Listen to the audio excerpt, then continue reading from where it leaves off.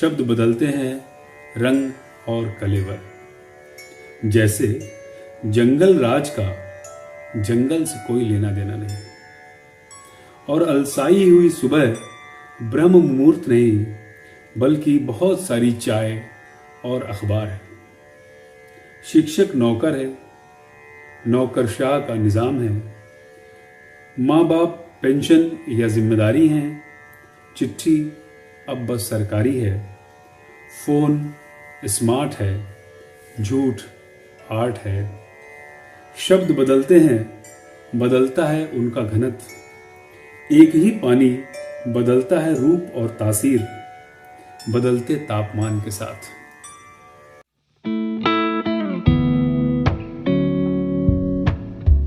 नमस्कार दोस्तों, प्रधाननामा के साहित्य सागर के पहले संस्करण को मिली शानदार सफलता के बाद काफी अरसे बाद आपसे एक बार फिर मुखातिब हूं मैं, आपकी दोस्त वृंदा प्रधान। पूरा देश आजादी का अमृत महोत्सव मना रहा है। टीम प्रधाननामा की ओर से आप सभी को भी आजादी के अमृत महोत्सव की ढेर सारी बधाइयां, शुभकामनाएं। आज मैं उपस्थित हूं आपके बीच सागर के एक और अनमोल मोती के साथ। तमाम जहर पी के सुर्खरू हूं मैं, तमाम जहर पी के सुर्खरू हूं मैं, आज फिर तुमसे रूबरू हूं मैं। जी हाँ दोस्तों, ये शेर जिनका है उन्हीं कवि और शायर श्री नवीन कानगो के व्यक्तित्व और कृतित्व पर केंद्रित है प्रधाननामा के दूसरे संस्करण का ये पहला एपिसोड। मित्रों, जिस तरह से शरीर को पोषण की आवश्यकता होती है, बिल्कुल उसी तरह से हमारे दिमाग को भी पोषण की आवश्यकता होती है, और साहित्य दिमाग के पोषण का सबसे अच्छा स्रोत है। मराठी भाषी मगर हिंदी, उर्दू और अंग्रेजी में अच्छा दखल रखने वाले नवीन कानगो जी के बारे में आज हम आपसे बात कर रहे हैं, उनसे आपका परिचय करा रहे हैं। हम आपको बता दें, नवीन कानगो जी का जन्म 12 जुलाई 1974 को रीवा में हुआ। वे व्यवसाय से प्रोफेसर और वैज्ञानिक हैं, किंतु स्वभाव से कवि और कलाकार हैं। वे एक श्रेष्ठ कवि और गजलकार होने के साथ साथ सुगम संगीत के अच्छे गायक भी हैं। उन्होंने माइक्रोबायोलॉजी में एमएससी और पीएचडी तक शिक्षा प्राप्त की। दक्षिण अफ्रीका और फिनलैंड में पोस्ट डॉक्टोरल अध्ययन किया है। हम आपको बता दें कि डॉक्टर हरिसिंह गौर विश्वविद्यालय के माइक्रोबायोलॉजी विभाग में वर्ष 1997 से आप अध्यापनरत हैं और वर्तमान में कम आयु में भी प्रोफेसर एवं विभाग अध्यक्ष हैं। साथ ही आप विश्वविद्यालय के अकादमिक मामलों के निदेशक का दायित्व भी निभा रहे हैं। अनेक उच्च स्तरीय शोध कार्य आपके मार्गदर्शन में हो रहे हैं। काव्य संकलन बादलों में उड़ती धूप एवं गजल संग्रह कहकशा में हूँ के रचनाकार प्रोफेसर नवीन कानगो का प्रधाननामा के इस एपिसोड में बहुत बहुत स्वागत है। आइए सुनते हैं नवीन कानगो जी से उनकी रचनाएं। प्रधाननामा के समस्त श्रोताओं को मेरा नमस्कार। सर्वप्रथम मैं आदरणीय वीरेंद्र प्रधान जी का हार्दिक धन्यवाद ज्ञापित करता हूँ कि उन्होंने मुझे अपनी कुछ कविताओं को साझा करने का सुअवसर प्रदान किया। मैं वर्तमान में डॉक्टर हरिसिंह गौर विश्वविद्यालय में सूक्ष्म जीव विज्ञान का शिक्षक हूँ और मेरे पास निदेशक अकादमिक मामलों का भी दायित्व है। अब मैं आपके सामने अपनी कुछ कविताएं प्रस्तुत करता हूँ। पहली कविता, जिसका शीर्षक है सैर। बैठा है मेरे भीतर एक पुराना यायावर, जारी रहती है जिसकी सैर, जागते सोते रुके बगैर। यूं ही घूमते हुए देखता है वह दूर से अपने ही घर को, उसकी खिड़की में बने चिड़िया के घोंसले को। थोड़ी दूर लगे गुलमोहर पर लगी आग को, रोजाना मिलने वाले उदास थके चेहरों को। बंद कारों पर लगी धूल पिछले रास्तों का बयान है, उन पर भी कुछ सुस्ती कुछ थकान है। सड़क के किनारे आगे बढ़ गए बंजारे की गिरस्ती के कुछ उदास से निशान हैं। टेलीविज़न एक विक्षिप्त तमाशाई का आधुनिक बाइस्कोप है, जो दुनिया और जंगल की तमाम जानकारी तो देता है, मगर ताजमहल से पहली मुलाकात की बेबाकी छीन लेता है और छीन लेता है अनभिज्ञता की सपाट बयानी, विस्मय और अबोधता। यायावर के बिखराव को समेटना, संजोना उसे खत्म कर देता है। एक मस्त मलंग जंगल को सुनियोजित बागीचे में बदल देता है।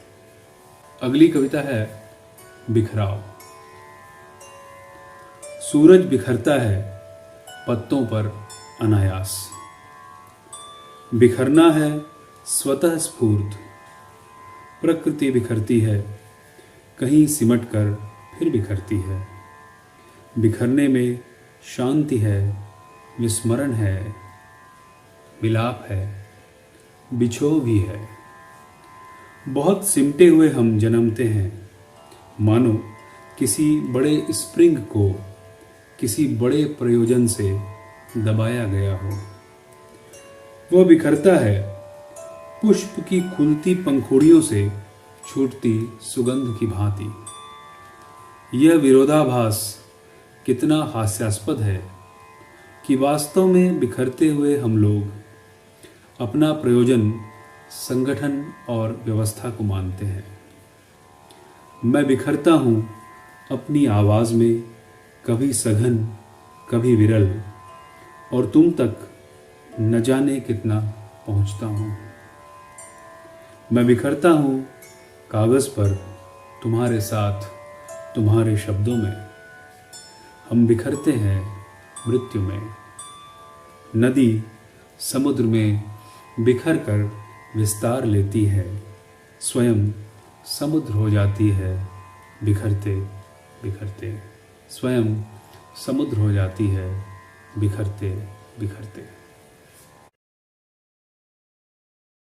बारिश के मौसम में बादलों की बात करना लाजमी है। इस कविता का शीर्षक है बादलों में उड़ती धूप। बादल उड़ता है, समुद्र से उठती घनीभूत होती वाष्प से चल पड़ता है अनजाने सफर पर। बादल रंगता है धूप के रंग में, बदलता है आकृति जिसमें बनते बिगड़ते हैं अक्स, जिसमें समय ढूंढता है अपना चेहरा। बादल का रंग दरअसल धूप का रंग है, मटमैला, सुनहरा, कभी सलेटी, कभी काला। बादलों में उड़ती है धूप, बादलों में उड़ती है धूप। समुद्र की ख्वाहिश, नवयौवना की आस, दादुर और पपीहे की उमंग। नीचे फैले समुद्र का उन्मुक्त, विस्तृत व अतिरंजित बिंब मालूम होते हैं बादल। जैसे करुणा को मिल गए हो शब्द, मिल गई हो अभिव्यक्ति, यहाँ से वहाँ जाने के लिए, सूखी उदास जमीन पर बरसने के लिए, बाट जोहते किसी मन को भिगोने के लिए। बादलों में उड़ती है धूप। इस कविता का शीर्षक है छिपाना। अटखेलियां करती प्रेयसी छिपती है घनी लताओं में। अटखेलियां करती प्रेयसी छिपती है घनी लताओं की ओट में, और चाहती है ढूंढ लिया जाना भी। छिपा है हरी टहनी में एक लाल फूल, मटमैली जमीन में रात रानी का सुवास, पतित वासनाओं में निष्काम प्रेम, अंधेरी रात में सुनहरा दिन। छिपे हैं बांसुरी में कृष्ण, धनुष में राम, कमल में गौतम, पुरुषार्थ में पिता, करुणा में माँ। छिपा हूँ तुझ में मैं और मुझ में तुम, छिपते रहते हैं सबसे हम। छिपाने का दर्द बताने के उल्लास से बड़ा है। अनदेखी अनसुनी जड़ों पर सुपूजित वट वृक्ष खड़ा है। छिपाना उसकी महिमा है, छिपाना उसकी महिमा है, जताना मनुष्य का बौनापन है, जताना मनुष्य का बौनापन है। इस कविता का शीर्षक है तन्हा। सहरा की रेत की तरह बहुत सारी होकर भी बहुत तन्हा, रूंधे गले से बयां करती है अपनी तन्हाई को वो सिर्फ अपने आप से। आवाज की जगह हवा की साएं साएं, प्यास के बरक्स दूर उड़ते जाते बादल। आवाज की जगह हवा की साएं साएं, प्यास के बरक्स दूर उड़ते जाते बादल। सदियों से रुका सन्नाटा बयान करता है मुसलसल इंतजार और बेबसी। फिर भी तुम्हारा होना कुछ तो है ओ सहरा। दिन में हवा का तुम्हारे जिस्म से गर्म रेत को उड़ाना और रात की सर्दी को खामोशी से तुम्हारा जज्ब कर लेना सिखाता है ठीक से तन्हाई को जीना। अब लगता तो नहीं कि तुम देखते होगे सब्ज होने के ख्वाब। अब लगता तो नहीं कि तुम देखते होगे सब्ज होने के ख्वाब, पर यूं भी है कि देख तो तुम ख्वाब ही सकते हो, कि देख तो तुम ख्वाब ही सकते हो। इस कविता का शीर्षक है होना। कभी सुनना, सिर्फ सुनना, कभी देखना, बस देखना, कभी गाना अपनी आवाज में अपना ही गीत, कभी जीना, बस जीना, बहुत जीना, अपने होने को, अपने उच्छ्वास को, आज की और कल की घबराहट को, शाम को लौटते पंछी की थकान को, होठों पर जाने कब से रुकी हुई बात को, होठों पर न जाने कब से रुकी हुई बात को, शहर के जंगल को और जंगल की वीरानी को, शहर के जंगल को और जंगल की वीरानी को, फैले हुए हाथों में लरसती दुआ को, रात की जागी नम आंखों को, अपने होने को, अपने बहुत होने को, अपने में सबके और सब में अपने होने को। फिर बहना, सिर्फ बहना, बहुत बहना, खुद से मिलने तक सिर्फ बहना, खुद से मिलने तक सिर्फ बहना। अभी जब मैं आपसे बातचीत कर रहा हूं तो खिड़की के बाहर बारिश की आवाज आ रही है और इस कविता का भी शीर्षक है बारिश। बारिश में खिड़की के बाहर देखना कोई मजाक नहीं। बूंदों की टप टप अंतर मन को भिगोती है और छेड़ती है न जाने कितने सोते हुए सावन को। हवा भी खूब साथ देती है उसका इस साजिश में। सब झूठे टूटे सपने आंख मलते उठ पड़ते हैं, मानो किसी ऑर्केस्ट्रा के अनगिनत साज एक साथ बज पड़ते हों। संगीत अपनी जगह है, टीस अपनी जगह है।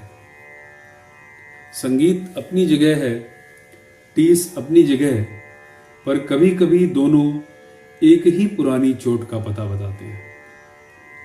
कितने बेआवाज गुबार हर बार, मगर वही शिद्दत वही असर, जैसे किसी पुरानी रागिनी का। अनगिनत बुलबुलों सी यह दुनिया, और खुले आसमान में टंगा टिमटिमाता, जलता बुझता, कभी बूंदों से लड़ता, कभी लड़ियाता मैं। बारिश में खिड़की के बाहर देखना कोई मजाक नहीं। एक कविता जो मुझे खुद भी बहुत पसंद है, शब्द। शब्द सिर्फ कांपती हवा नहीं,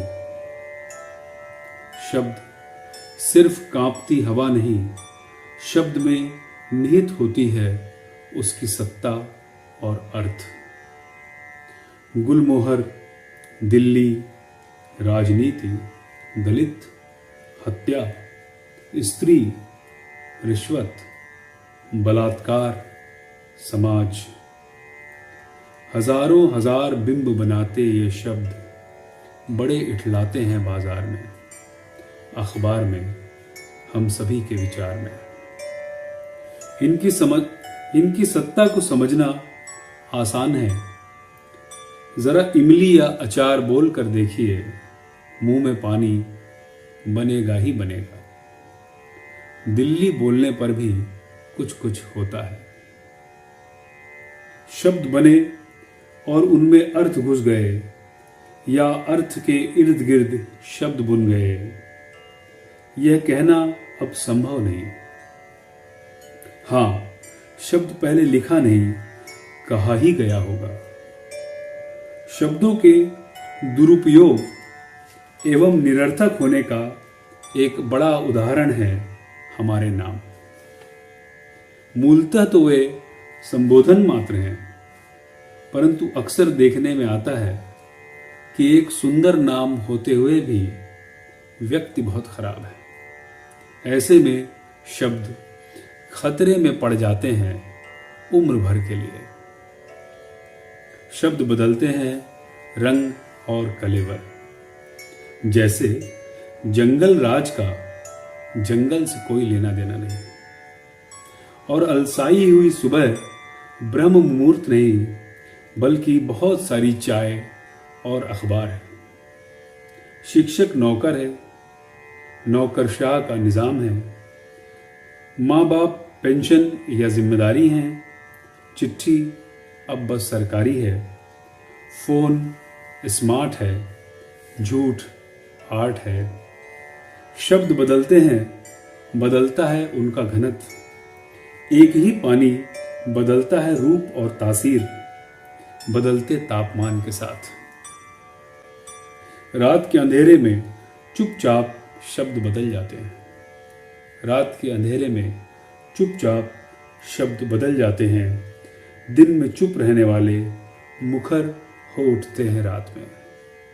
दिन में चुप रहने वाले मुखर हो उठते हैं रात में। बहुत सी बातें सुनाई पड़ती हैं एक ही बात में। बहुत सी बातें सुनाई पड़ती हैं एक ही बात में। एक कविता है आना जाना। कुछ मकान, कुछ शख्स, कुछ रास्ते, कुछ दरख्त हम में ही समा जाते हैं। कुछ मकान, कुछ शख्स, कुछ रास्ते, कुछ दरख्त हम में ही समा जाते हैं। शहर यहाँ से वहाँ इस तरह आते जाते हैं। शहर यहाँ से वहाँ इस तरह आते जाते हैं। एक और कविता देखिए, जिंदगी की किताब। बिखरे हुए पीले जर्द औराक का हुजूम है जिंदगी। बिखरे हुए पीले जर्द औराक का हुजूम है जिंदगी, हर सफ़े पर अलहदा इबारत, अलहदा मसाइल, फिर भी एक ही जिल्द में फड़फड़ाते हैं। हर सफ़े पर अलहदा इबारत, अलहदा मसाइल, फिर भी एक ही जिल्द में फड़फड़ाते हैं। वक्त की हवा के चलते जिन पन्नों को किताब होना गवारा न हुआ, वक्त की हवा के चलते जिन पन्नों को किताब होना गवारा न हुआ, वे ही उड़ सके और एक रंग हुए आसमां के साथ। वे ही उड़ सके और एक रंग हुए आसमां के साथ। दुख गढ़ता है, सुख बना नहीं पाता जितना दुख गढ़ता है। सुख बना नहीं पाता जितना दुख गढ़ता है। घने तिमिर में दूर कहीं वो बिजली सा पड़ता है। घने तिमिर में दूर कहीं वो बिजली सा पड़ता है। सुख बना नहीं पाता जितना दुख गढ़ता है। पैनी छेनी के तीक्ष्ण आघात से, पैनी छेनी के तीक्ष्ण आघात से जड़ हिस्सा झड़ता है। पैनी छेनी के तीक्ष्ण आघात से जड़ हिस्सा झड़ता है। झंझावातों में झूम झूम वृक्ष का आकाश बढ़ता है। झंझावातों में झूम झूम वृक्ष का आकाश बढ़ता है। सुख बना नहीं पाता जितना दुख गढ़ता है। एक कविता है प्रेम पर, उसका शीर्षक है प्रेम की ज्यामिति। प्रेम बदल देता है हमारी ज्यामिति। सहसा एक बिंदु जीवन की द्विआयामी तस्वीर से उठकर ऊर्ध्व होता चला जाता है। उसे छूने में बार बार पुराना होता है तार तार। पीछे रह जाते हैं शरीर, कुर्सी, कार, उनकी ज्यामिति, उनके आकार। उस एक बिंदु से मिलती हैं नई परिभाषाएं, नए गणन, नए कलन, नए फलन। प्रेम उठाता है प्रश्न, प्रेम उठाता है प्रश्न जीवन के समबाहु त्रिभुज न होने का, और कहता है कि इसके तरल प्रवाह के हिसाब को समझो। और कहता है कि इसके तरल प्रवाह के हिसाब को समझो, जिसमें समाहित हैं अनेकों आकार, अनेकों आयाम। प्रेम देता है नभ में निर्बाध विचरण की शक्ति और दिशा। बनते चले जाते हैं गोले, चतुर्भुज और पिरामिड, एक के बाद एक। वह मिलाता है तुम्हें तुमसे, वह मिलाता है तुम्हें तुमसे। अभी और यही इसी काल और समय में बिंबों से प्रकट होते बिंब, तुमसे बनते कई सारे तुम। मिलने और टकराहट से बनते नए आकार। प्रेम जन्मता है जीवन की अनवरत बदलती आकृति को हल करता एक समीकरण। प्रेम जन्मता है जीवन की अनवरत बदलती आकृति को हल करता एक समीकरण, जिसमें कभी कोई x तो कभी कोई y होता चला जाता है। प्रेम की ज्यामिति। आखिरी कविता, इसका शीर्षक है रैन बसेरा। जीवन के आयाम बदलते हैं होटल के कमरों की तरह। जीवन के आयाम बदलते हैं होटल के कमरों की तरह। परिचारिका से लेकर लड़के और मैनेजर सभी किराए से मुस्कुराते हैं और जोहते हैं बाट मेरे जाने की किराया देकर। अपनी किस्मत पर उदास से लगते हैं धोबी से पिटी चद्दर और अनमना सा नौजवान वेटर। खाना पानी सामान सबसे किराया ही महकता है। आत्मीय दिखते चेहरों में दरअसल रुपया ही चमकता है। पुराने रिश्तों से चिपक जाती है कमरे की गंध शर्ट से। पुराने रिश्तों से चिपक जाती है कमरे की गंध शर्ट से। फेंक देता हूं घर आते ही, फेंक देता हूं घर आते ही। बेतरतीब ठुसा हुआ एक सूटकेस, बेतरतीब ठुसा हुआ एक आदमी, रैन बसेरा। बहुत बहुत धन्यवाद। नमस्कार।